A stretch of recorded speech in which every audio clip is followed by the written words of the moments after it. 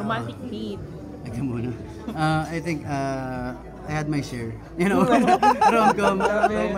Kung tama, naalala ko nang galing na rin ako doon. Tama na. Hindi naman sa tama na. Diyos ko, kung may magandang rom-com o romantic na kwento na talagang sobra akong maganda, why not? I love that genre. Ang sarap kayang gawin din. Babalik ka dyan kasi Bakit hindi? Basta maganda yung hindi ipipilit lang na isama ako dito sa kung sino hindi mahalaga sa akin yan. Mahalaga sa akin kung maganda yung script. Kung talaga maganda kahit ano pang genre yan. Siyempre kung rom-com, especially yung pinag-usapan natin. I'm willing to do it. romantic drama na. Whatever the script is, kung magandang script, gagawin ko siya. Masaya ka ba the landscape has changed for that?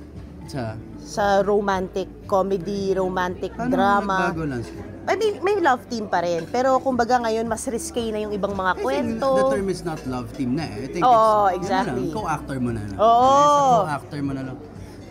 Whatever, sa akin na walang problema. Kahit ano, siyempre. Ano lang sa akin, it's always the piece, di ba? It's always kung anong film yan, di ba? Or show. Yun ang importante. Kasi